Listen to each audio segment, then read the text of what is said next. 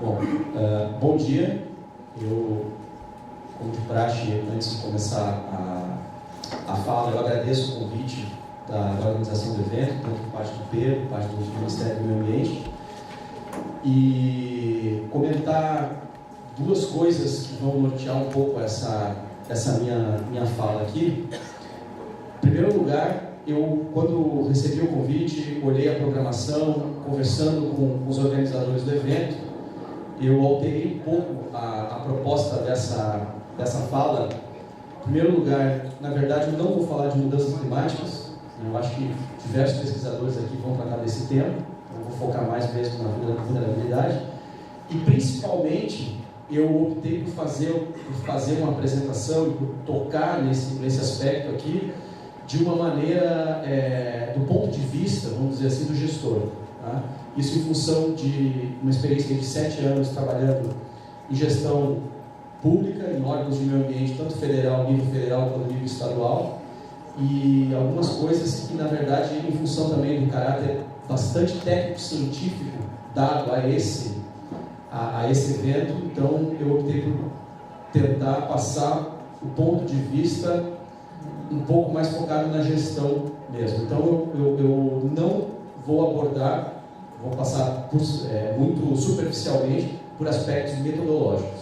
Tá? E vou tentar focar um pouco mais na questão do que é o objetivo colocado aqui pela mesa de abertura, por exemplo, do evento, em que fala um dos objetivos do próprio simpósio, a questão de chegarmos ao final do simpósio com algumas diretrizes ou alguns, pelo menos, encaminhamentos que possam resultar em diretrizes relacionadas à vulnerabilidade costeira do país. Tá? Então, tentar focar um pouco mais nesse aspecto. Bom, quando tratamos, isso também o Jimenez falou um pouco na apresentação dele no começo, quando tratamos de vulnerabilidade costeira, riscos associados, normalmente nós trabalhamos em duas macroabordagens, por assim dizer, a técnica metodológica, né, científica, que eu falei aqui, acho que vai ter uma representatividade bastante grande desse evento, e a política institucional. Tá? Evidentemente, elas deveriam ser interligadas, né, interconectadas, para no final das contas termos uma resposta frente à sociedade que vai ter relação direta com planejamento e com ação específica.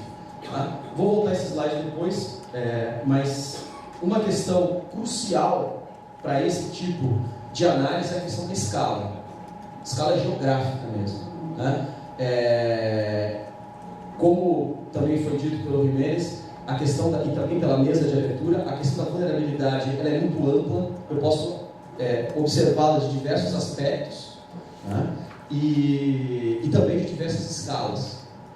Eu posso trabalhar a questão da vulnerabilidade desde uma escala de uma praia ou até a escala da União, a escala federal, a escala nacional, né? Numa costa de aproximadamente 9.000 quilômetros, como é a costa brasileira, ou tratar a vulnerabilidade costeira em uma praia de 500 metros. Existem metodologias para isso, existem abordagens para isso. Então, uma questão que se torna fundamental. Agora, um pouco disso que eu falei, do ponto de vista um pouco mais da gestão, né? E falando um pouco em termos nível federal mesmo.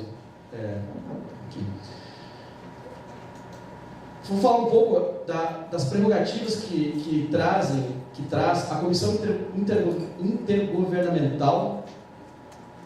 Não, eu troquei, desculpa. Comissão Oceanográfica Intergovernamental. Esqueçam esse internacional aqui. A COI, OAC, Unesco, que na verdade trata-se de um organismo internacional que agrega os Estados-membros, né, e que trata de questões relacionadas à zona costeira, oceanos, sobre vários aspectos, principalmente do ponto de vista da gestão. Em 2009, a COI publica esse documento aqui, onde traz o que para ela é a definição de vulnerabilidade em zona costeira, a qual deve levar em consideração dois aspectos fundamentais. Como eu falei, a escala de análise e o tipo de indicador utilizados, que vão estar os dois relacionados, evidentemente. Ainda segundo essa comissão da Unesco, da COI, Estudos dessa natureza, vulnerabilidade, devem observar pelo menos duas escalas, uma macro e uma micro. Claro, você pode fazer uma análise multiescalar, como vai ser apresentado aqui por alguns pesquisadores, mas a prerrogativa da COI é que se trate de duas escalas. A macro, onde possam ser indicadas regiões mais suscetíveis a eventos extremos, e uma micro, onde, evidentemente, parâmetros relacionados à morfodinâmica e geologia, ou mais especificamente geomorfologia dos ambientes costeiros, são mais importantes. Ainda segundo a COI, e por que eu falo da COI? Né? Quando a gente trabalha com essa questão, com essas diretrizes gerais desses órgãos internacionais, há uma reação, muitas vezes, por parte da sociedade, no sentido de, mas por que seguir uma prerrogativa de um organismo internacional se nós temos capacidade, habilidade, metodologia, técnica para fazer isso no nosso país?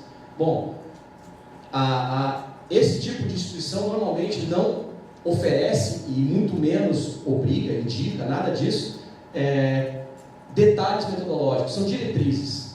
Então, e como o Brasil faz parte, é um Estado membro, tanto da COI, Unesco e tudo mais, é interessante que, pelo menos em termos de gestão, se siga diretrizes gerais, que é um pouco parecido com os objetivos desse simpósio aqui, né? Ou seja, fornecer subsídios para que se chegue, em algum momento, à elaboração de diretrizes gerais para o Brasil, né? Aqui nós estamos falando de um organismo internacional disponibilizando diretrizes gerais para os Estados parte. Então, segundo a COI, ainda 5 etapas são necessárias para a elaboração de planos nacionais e regionais de adaptação, agora não especificamente vulnerabilidade, mas adaptação a mudanças climáticas. É outra discussão, é outro patamar, mas que traz embutida nela a questão, em 5 passos, por assim dizer. O primeiro deles é a identificação e quantificação de riscos, mensuração da vulnerabilidade, avaliação desses riscos, sensibilização da sociedade e mitigação. 5 grandes passos. Precisa ser feito assim? Não, claro que não. Mas é uma orientação internacional que é dada aos países para que, em termos de gestão, em termos de tomada de decisão, isso seja seguido. Bom, aqui foi colocado também pelo professor Jimenez, pela a mesa de abertura, a questão conceitual. Na verdade, isso aqui me parece uma discussão infinita. Se quiséssemos fazer um simpósio para discutir conceitualmente, como o Pedro falou, se eu pegar no dicionário o que é vulnerabilidade, eu nem sabia, eu aprendi hoje, a vulnerabilidade, a gente pode fazer inúmeros seminários e provavelmente não chegaremos a uma conclusão, a um ponto comum. Né? As pessoas que trabalham, sociólogos vão ter uma visão de vulnerabilidade, ecólogos, como falou o Jimenez, vão ter uma visão de vulnerabilidade, geólogos, etc.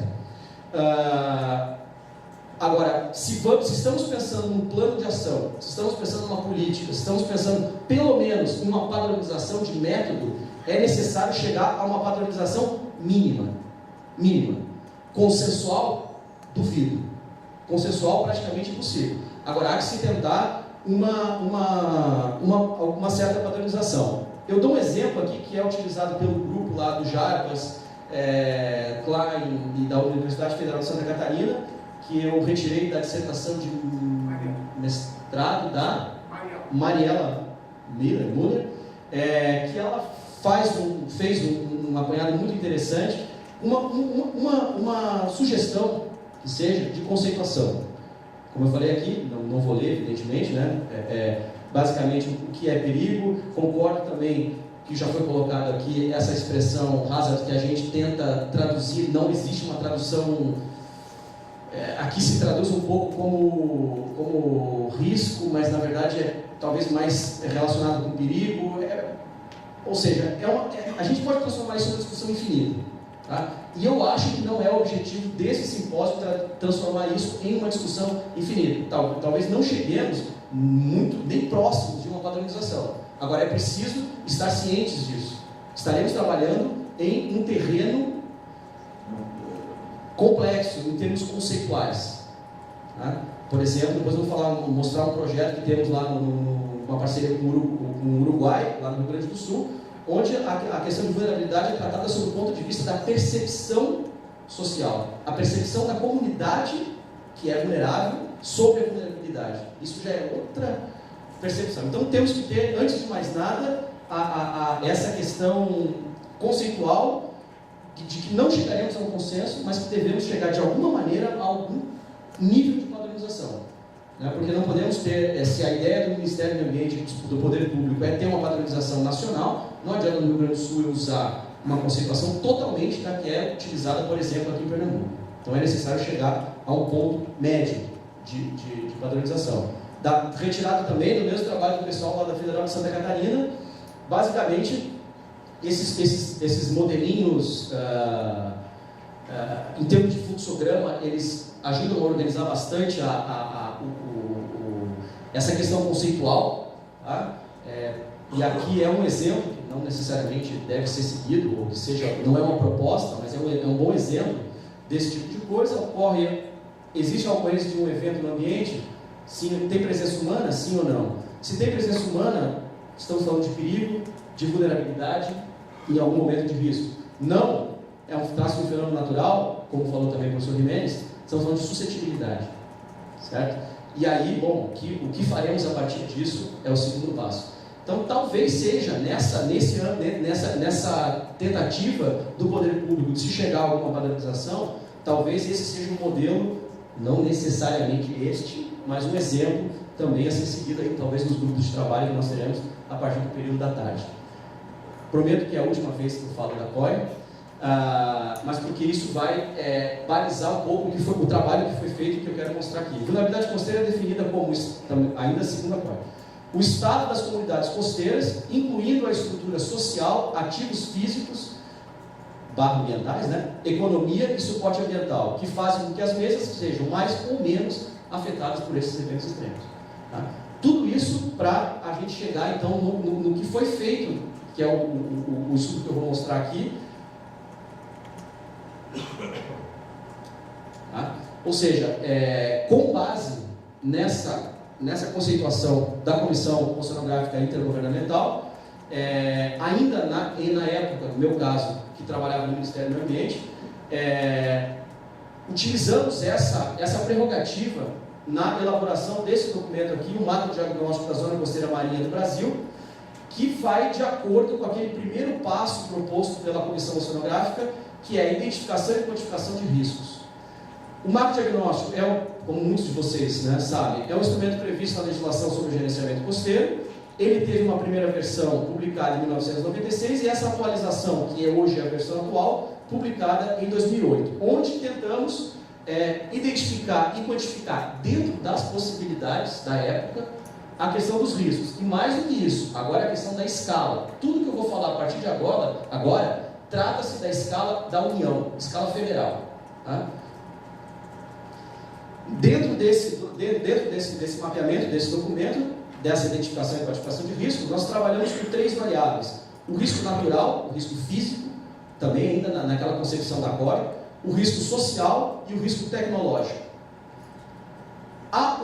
Digamos assim, o cruzamento dessas informações, falando uma linguagem um pouco mais...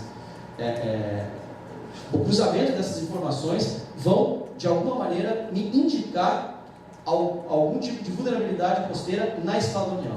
Tá?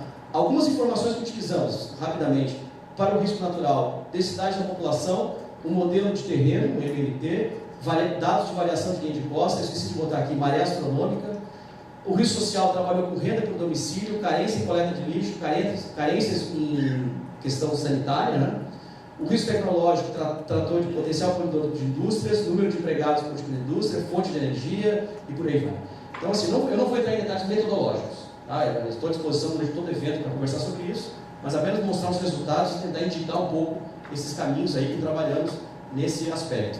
Para quem não conhece, um exemplo do Estado da União, mais uma vez, tratando do Brasil todo, o que seria esse risco natural, ou seja, o cruzamento daquelas informações, também uma escala risco natural muito baixo, médio, alto, muito alto, em relação à zona costeira brasileira, aqui, por exemplo, a região de Vitória, né?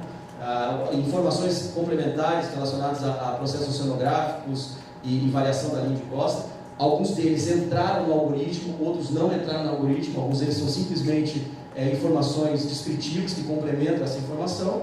Um exemplo do risco social, tá, que é a região da Baixada Fluminense do Rio de Janeiro, onde eu tenho também a questão aqui da escala muito baixo, médio, alto, muito alto. A gente tem essa região do Rio de Janeiro como mapeada com risco social bastante alto, em função dessas informações que foram colocadas antes, há 2 slides atrás.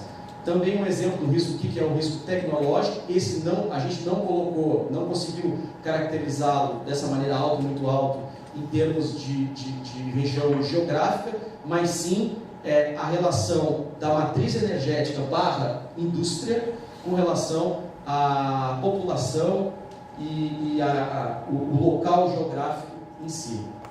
Bom, isso está publicado, isso é um documento oficial do Ministério do Meio Ambiente, com a base criada a partir da base oficial do Ministério do Meio Ambiente, publicado naquele livro em 2008.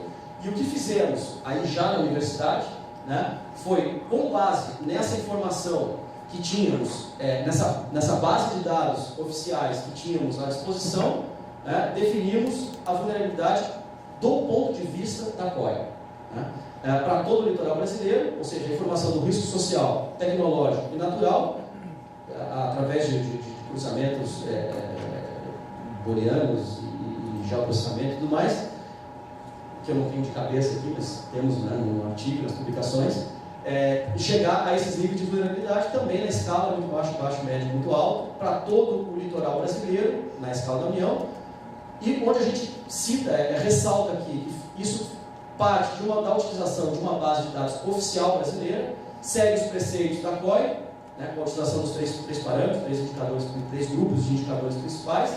Trata-se de uma primeira aproximação da vulnerabilidade da zona costeira na escala federal, na escala da União, e necessita, evidentemente, de um melhor detalhamento e uma melhor definição de indicadores, né? A pergunta que eu mais recebo quando apresentamos esse tipo de trabalho é: mas por que não utilizaram tal indicador? Por que não utilizaram tal variável? Bom, utilizaram-se as variáveis disponíveis na época. E mais, para se fazer uma análise dessa em nível nacional, os dados têm que estar disponíveis em nível nacional. Então, a gente optou por não utilizar dados onde houvesse lacunas, pois aí não teríamos como comparar a vulnerabilidade de uma região a outra, né? Então, só foram utilizados dados que complementavam todo o país. E os resultados, rapidamente, né, a gente chegou então à vulnerabilidade também nessa escala, para todo o país, partindo aqui do Oiapoque, né. Claro, a vulnerabilidade, nesses 3 aspectos da COI, ela acaba ficando bastante vinculada às regiões metropolitanas, por exemplo, porque eu tenho a questão social, porque eu tenho a questão tecnológica, porque eu tenho a questão, muitas vezes, populacional, mas a gente tem algumas regiões, por exemplo, aqui, como é que chama? Mossoró, uma região que se mostrou bastante vulnerável. João Pessoa, Recife, Maceió, Aracaju. Ficou vulnerável a apresentação. Aqui a região sul, e aí eu vou chamar a atenção, eu vou exemplificar o que, por exemplo, aqui na região sul, de Florianópolis até a divisa do Chuí com o Uruguai, a única região considerada de alta vulnerabilidade sobre esses 3 aspectos é a região de Rio Grande, e exemplificando um pouco o porquê disso.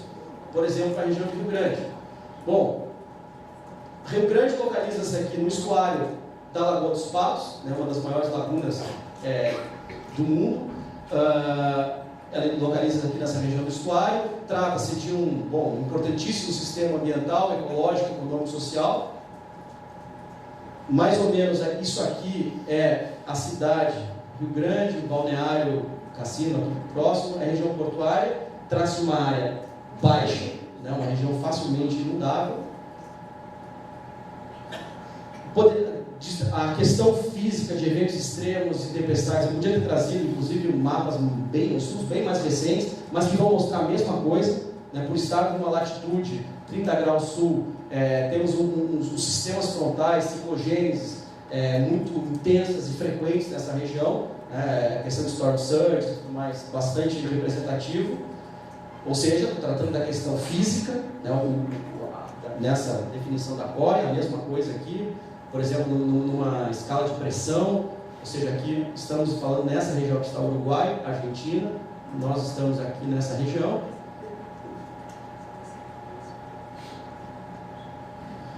O efeito em áreas baixas é bastante sensível.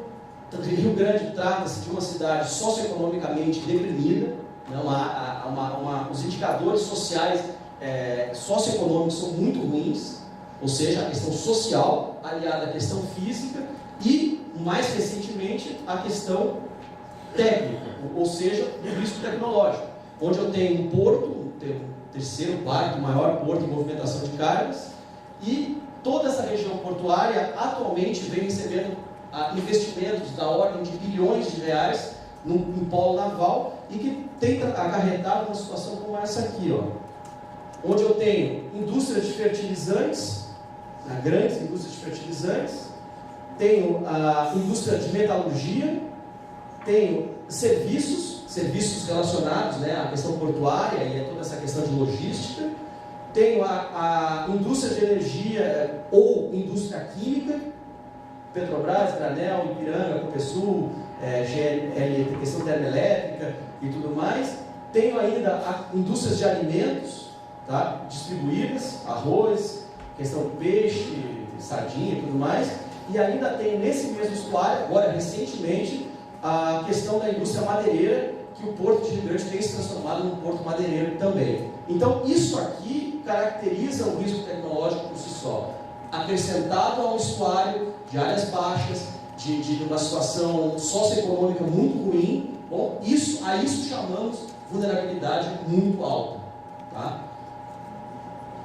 Finalizando, essa questão da escala, um exemplo, a questão da escala que eu falei aqui, as escalas são muito variadas e também as definições de vulnerabilidade são muito variadas. Nós temos um projeto numa parceria com o Uruguai, com a Universidade da República, nós, FURG e Univale, um programa financiado pelo governo canadense, onde trabalhamos a questão de risco, percepção, vulnerabilidade, mudanças climáticas em áreas, né, úmidas, sob o ponto de vista das comunidades que dependem dessas áreas úmidas. Ou seja, estamos trabalhando com o ponto de vista, a vulnerabilidade, não do ponto de vista do pesquisador e nem do gestor, mas da comunidade.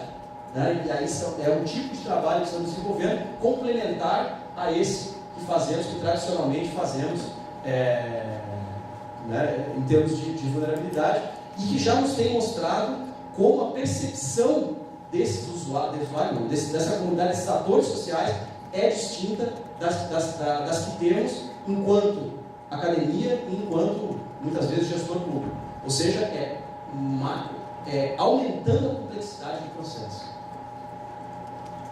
Bom, eu não podia deixar passar em branco, não podemos esquecer, já que estamos falando de vulnerabilidade costeira, claro, como o Jimenez falou agora há pouco, erosão costeira é uma coisa, vulnerabilidade é outra, uma coisa não necessariamente está relacionada à outra.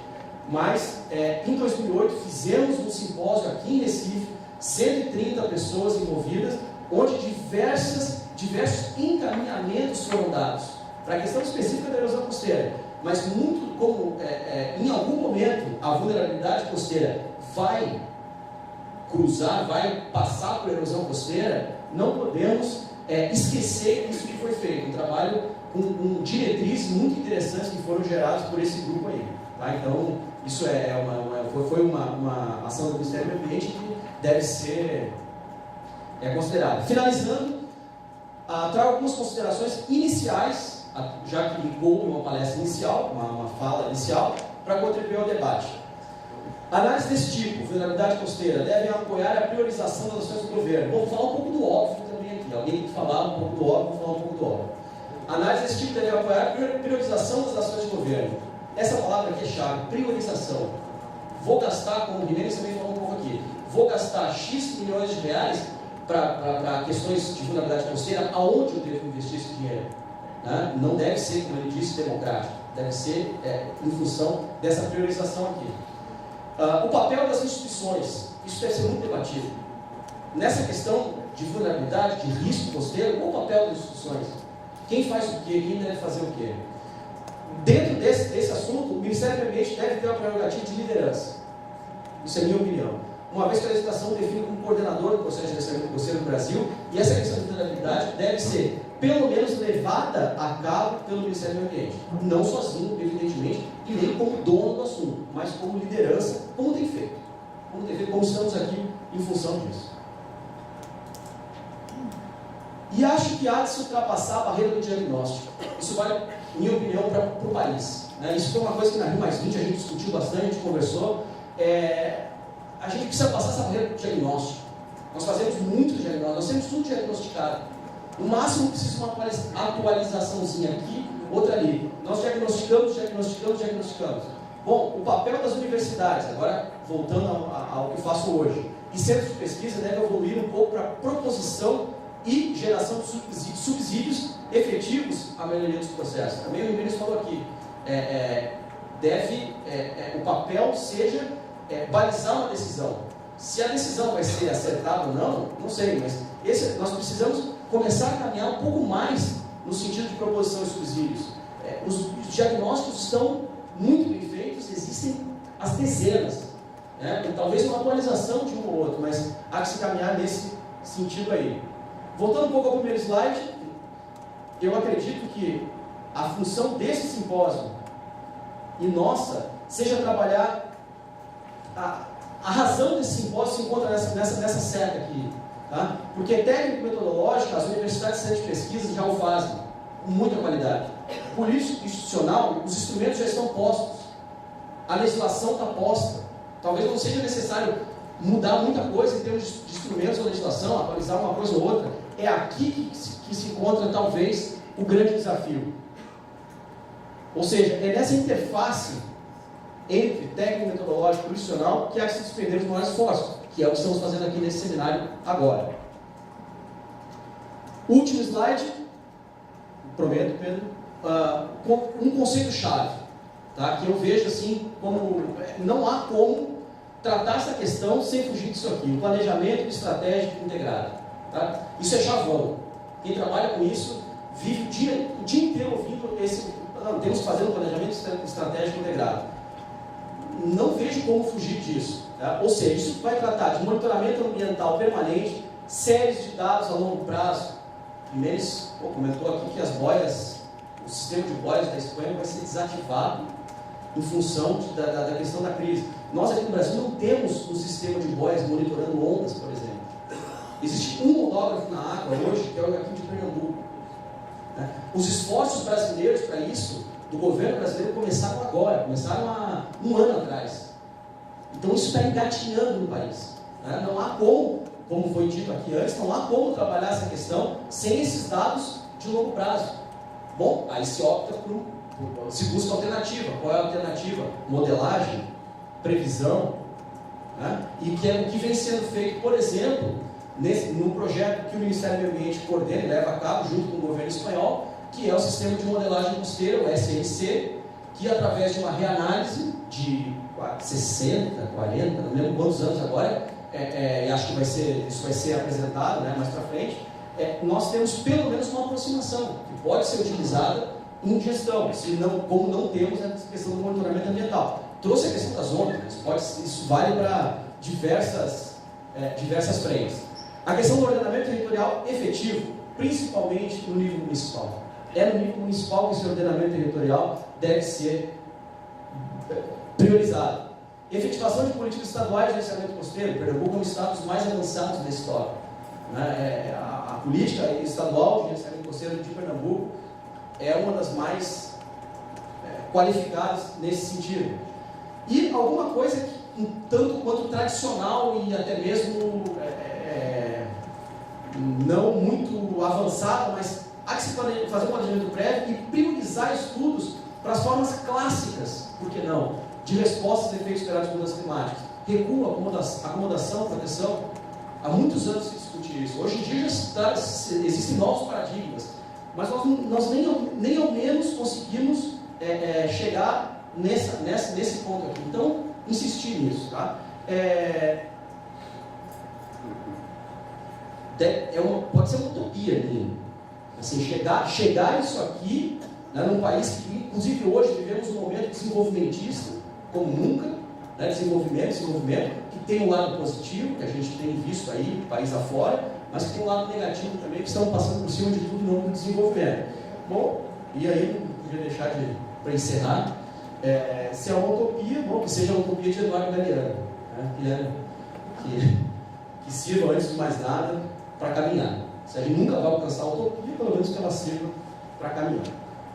Agradeço a oportunidade e só se alguém, a questão metodológica, como eu não falei da questão metodológica, se alguém tiver interesse em como foi feito metodologicamente esse estudo, isso se encontra publicado nessa revista aqui, também manda um e-mail lá que eu repasso a informação. Obrigado, desculpa Pedro pelo excesso aí do tempo.